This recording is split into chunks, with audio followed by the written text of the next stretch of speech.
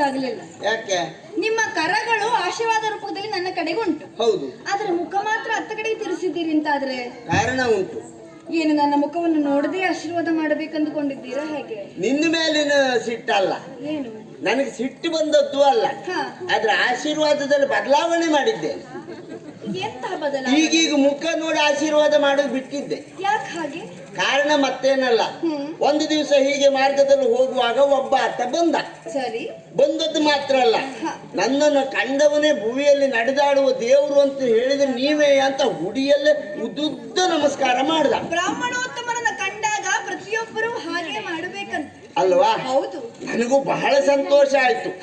ಈ ಕಾಲದಲ್ಲೂ ಇಂಥ ಒಬ್ಬ ಸಿಗ್ತಾನಲ್ಲ, ಮನ ತುಂಬಿ ಒಳ್ಳೇದಾಗ್ಲಿ ಅಂತ ಆಶೀರ್ವಾದ ಮಾಡಿದೆ. ಸರಿ. ಹಾಗ ಆಶೀರ್ವಾದ ಮಾಡುವಾಗ ನನ್ನ ಬಾಯಿಂದ ಹಾರಿದಂತ ಎಂಜಲು ಅವನು ಮುಖಕ್ಕೆ ಬಿತ್ತು. ಎದ್ದು ನಿಂತವನೇ ಜೋರಾದದ್ದು ಅಂತ ಹೇಳಿದ್ರೆ ಎಷ್ಟು ಅಯ್ಯ, ಇನ್ನೇನು ಹೊಡಿತಾನಂತಲೂ ಗೊತ್ತಾಗ್ಲಿಲ್ಲ. ಸುಮ್ಮನಿಲ್ಲ, ಪೆಟ್ಟು ಬಿದ್ದದ್ದಂತ ಹಾಗಲ್ಲ, ಒಂದು ಅಷ್ಟು ಜೋರಾದ. ಏನು ಬ್ರಾಹ್ಮಣರೇ, ನಿಮ್ಮಂತವ್ರು ಹೀಗೆ ಮಾಡಬಹುದಾ? ಏನು ಈ ರೀತಿಯಾಗಿ ನನಗೆ ಏನಾಯ್ತು ಅಂತಲೇ ಗೊತ್ತ. ಏನಾಯ್ತಪ್ಪ? ನಿಮ್ಮ ಬಾಯಿಂದ ಹಾರಿದಂತ ಎಂಜಲ್ ನನ್ನ ಮುಖಕ್ಕೆ ಬಿತ್ತು. ಏನಾಯ್ತು ಈಗ? ಜೋರೇ ಆದದ್ದು. ನಾನು ಏನು ಮಾಡುವ? ಸ್ವಲ್ಪ ಸುಮ್ಮನಿರು ಪುಣ್ಯಾತ್ಮ. ನಿನ್ನ ಮುಖಕ್ಕೆ ಹಾರಿದ್ದು ನನ್ನ ಬಾಯಿಂದ ಎಂಜಲು ಅಂತ ತಿಳಿದ್ಯಾ? ವೇದವನ್ನು ನುಡಿಯುವಂತ ನಾಲಿಗೆ ನನ್ನದ್ದು. ನನ್ನ ಬಾಯಿಂದ ಹಾರಿದ್ದು ಅಂತ ಹೇಳಿದ್ರೆ ವೇದ ತೀರ್ಥ ಅಂದೆ. ಆ ಕ್ಷಣ ಒಂದು ಸಂಕಷ್ಟದಿಂದ ಪಾರಾದೆ ಅಂತ ಲೆಕ್ಕ ಆಗ್ತಾ ಇದ್ದೆ. ಮಾತು ಬಲ್ಲವರನಿಗೆ ಎಲ್ಲಿಗೂ ಜಗಳ ಇಲ್ಲ ಅನ್ನೋದಕ್ಕೆ ನಿಮ್ಮ ಮಾತನ್ನು ಕೇಳಿ ತಿಳ್ಕೊಳ್ಬಹುದು. 1000 ವರ್ಷ ಬದುಕಿದ್ರೆ 1000 ಚೋದ್ಯವನ್ನು ನೋಡಬಹುದು. ಮಾತು ಬಲ್ಲವನಿಗೆ ರೋಗ ಇಲ್ಲ. ಮಾತು ಬಲ್ಲವನಿಗೆ ರೋಗ ಇಲ್ಲ, ಊಟ ಬಲ್ಲವನಿಗೆ ಜಗಳ ಇಲ್ಲ. ಅವಳು ಎರಡು ಹಿಂದ್ ಮುಂದೆ ಮಾಡುದೇ. ಊಟ ಬಲ್ಲವನಿಗೆ ರೋಗ ಇಲ್ಲ, ಮಾತು ಬಲ್ಲವನಿಗೆ ಜಗಳ ಇಲ್ಲ. ನಾವು ಹೇಳಿದ್ರು ಹೀಗೆ ಮಾಡುವುದೇ ಅವಳು. ಆ ನಂತರದಲ್ಲಿ ಅವ ಸಮಾಧಾನಗೊಂಡ. ಇನ್ನೇನವ ಆ ಕಡೆ ಹೋಗ್ತಾನೆ ಅಂತ ಲೆಕ್ಕ ಹಾಕುವಾಗ ಪಕ್ಕನ ನನ್ನೆಡೆಗೆ ತಿರುಗಿದ್ದು ಮಾತ್ರ ಅಲ್ಲ, ಕೈಯಲ್ಲಿ ಒಂದು ಬಟ್ಟೆ ಕಂಟಿತ್ತು, ಕೆಂಪು ಬಟ್ಟೆ ಕಂಡು. ಏನೋ ಕೊಡ್ಲಿಕ್ಕೆ ಬಂದ ಅಂತ ಲೆಕ್ಕ ಹಾಕಿದೆ. ಆಮೇಲೆ ಅದು ಏನು ಅಂತ ವಿಚಾರ ಮಾಡಿದೆ.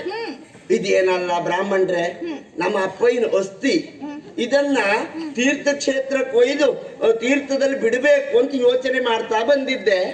ನಿಮ್ಮನ್ನು ಕಂಡ ಕೈ ಮುಗಿದೆ. ನಿಮ್ಮ ಬಾಯಿಂದ ಹಾರಿದ್ದು ಎಂಜಲಲ್ಲ, ವೇದ ತೀರ್ಥ ಅಂತ ಹೇಳಿದ್ರಲ್ಲ, ನಮ್ಮ ಅಪ್ಪಯ್ಯನ ಅಸ್ಥಿ ಒಂದು ನಿಮ್ಮ ಬಾಯಿಗೆ ಹಾಕಿದ್ರೆ ಹಾಗೆ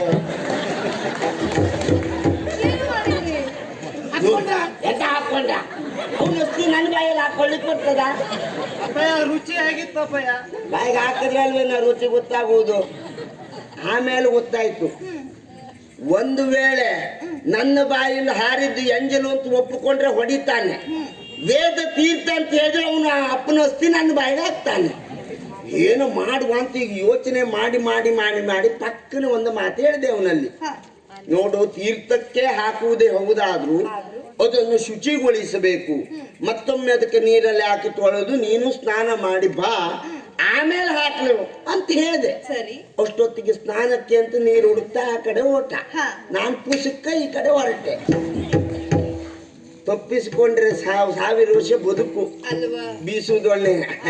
ಅದಕ್ಕಾಗಿ ಈಗೀಗ ನಾ ಮುಖ ನೋಡಿ ಆಶೀರ್ವಾದ ಮಾಡುವುದೇ ಇಲ್ಲ. ಯಾಕೆ ಮತ್ತೆ ಅಂದ್ರೆ ಹಾರಿ ಮತ್ತೆ ಅಸ್ಥಿ ಬಾಯಿಗೆ ಬೀಳುವುದು ಯಾಕೆ? ಹಾಗಾಗಿ ಹೀಗೆ ಆಶೀರ್ವಾದ. ನಿಂತು ದಣಿಯಬಾರದು. ನಾ ದೊಣದೇ ನಿಂತವ ಈಗ. ಹೌದೌದು. ತಡೆದು ನಿಲ್ಲಿಸಿದನೆನ್ನುವ ಕಾರಣಕ್ಕಾಗಿ ನೀವು ಕುಪಿತರಾಗಬಾರದು. ಇಲ್ಲಪ್ಪ, ಹಾಗೆಲ್ಲ ನಮಗ್ ಸಿಟ್ಟು ಬರುವುದೇ ಇಲ್ಲ. ಕುಳಿತುಕೊಳ್ಳುವುದಕ್ಕೆ ಆ ಬಂಡೆಯನ್ನೇ ಆ ಪೀಠ ಎನ್ನುವ ಹಾಗೆ ಭಾವಿಸಿ ಕುಳಿತುಕೊಳ್ಳಬಹುದಾ? ತೊಂದರೆ ಇಲ್ಲ, ತೊಂದರೆ ಇಲ್ಲ. ಆದಿತ್ತು ಆದಿತ್ತು. ಮಹಾಲಕ್ಷ್ಮಿ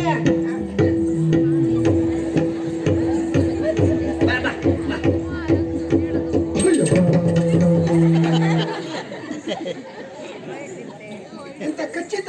ಎಂತ ಖಚಿತಕ್ಕೆ ಎಂತ ಇಷ್ಟಲ್ಲ. ಸ್ವಲ್ಪ ಸುಮ್ಮನಿರೆ. ನೀನೇನು ಕುಳಿತುಕೊಳ್ಳಿ ಅಂತ ಆಸನವನ್ನು ತೋರಿಸಿದೆ. ನಾನು ಬಿಳೆ ಕಲ್ಲಿರಬಹುದು ಅಂತ ಹೋಗಿ ಕುಳಿತದ್ದು ಹೌದು. ಕುಳಿತದ್ದು ಬಿಳೆ ಕಲ್ಲಿನ ಮೇಲಲ್ಲ, ಮಂಜುಗಡ್ಡೆಯ ಮೇಲೆ ಹಿಮಾಚಲ ತಣ್ಣ ತಣ್ಣ ತುಂಪು ಎಲ್ಲ ಮಧ್ಯಾಹ್ನ ಬಿಟ್ಟು ತೊಂದರೆ ಇಲ್ಲ, ಹಿಂದ್ಗಡೆ ಅಲ್ವೇನೆ, ಸಮಸ್ಯೆ ಇಲ್ಲ, ನೀ ಸುಮ್ಮನಿರು. ಅದು ವ್ಯವಸ್ಥೆ ನಮ್ಮಲ್ಲಿ ಉಂಟು, ತೊಂದರೆ ಇಲ್ಲ.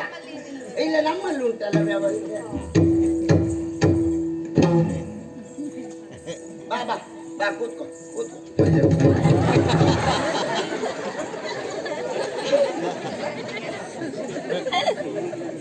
ಬಂಡೆಗಲ್ಲಿನ ಶಾಲೆ ಇದ್ರು ಅವಳಿ ಸಾಕಾಗುವುದಿಲ್ಲ.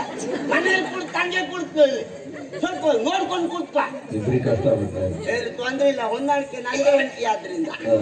ಬಾ ಬಾ ಕೂತ್ಕೋ ಕೂತ್ಕೋ. ಅಪ್ಪಯ್ಯ ನಾನು ಅಪ್ಪಯ್ಯ ಎಲ್ಲೇ ನಿಂತ್ಕೊಂಡೇ ಇರ್ಲಿ. ಎಲ್ಲೇ ಬೇಡ ಬಾರಿಸ್ಕೊಂಡ್ಬಂದ್ರೆ ಕಷ್ಟ. ಬ್ರಾಹ್ಮಣರೇ ಓ ಎರಡು ಮಾತು ಆಗ್ಲಿ. ಅವಲಿಂದ